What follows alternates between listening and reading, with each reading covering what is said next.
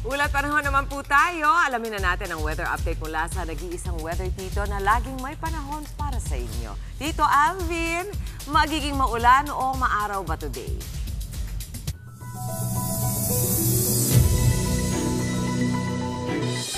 Good morning, Mami Chiki, at good morning mga kapatid. Ulat panahon na po tayo ngayong araw ng Lunes. Sa kabila po ng matinding init ng panahon, meron po tayong panibagong binabantayang low pressure area sa loob ng ating Philippine Area of Responsibility.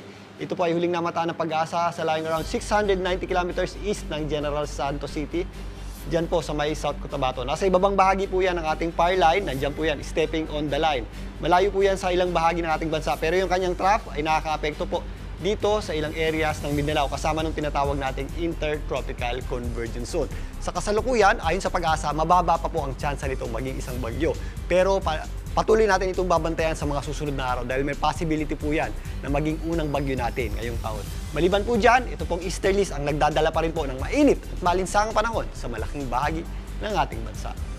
Dulot pa rin ng trough ng ating low pressure area at ng ating Intertropical Convergence Zone. Asahan pa rin po natin ang mataas na tsansa ng pag-ulan at mga posibleng thunderstorms sa areas po ng Soc-Sargen, kasama na po dyan ang Davao Region. May mga possible thunderstorms din tayo sa ilang areas ng Zamboanga Peninsula, kasama na po dyan ang Basilan, Sulu at Tawi-Tawi. At sa Dakong Hapon, may mga thunderstorms na rin tayong aasahan dito po sa area ng Caraga, kasama na po dyan ang Siargao Islands. Again, mag-ingat po tayo kapag nakakaranas po tayo ng thunderstorms, biglang boost po yan ng malakas na pag-ulan.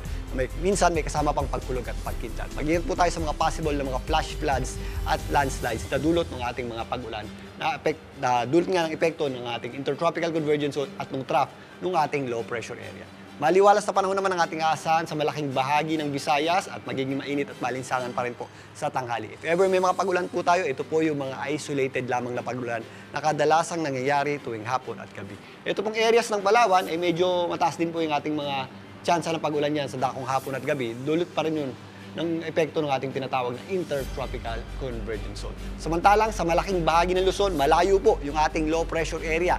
Patuloy pa rin po tayong makakaranas ng mainit at malinsangang panahon, lalong-lalo na po sa tanghali. Matataas na heat index po ang ating aasahan sa mga areas dito po sa mga Kapatagan, sa gitna po ng mga bundok, dyan po sa Cagayan Valley, kasama na po dyan ang Ilocos Region, La Union, Pangasinan, malaking bahagi ng Central Luzon at ito pong western section ng Calabarzon.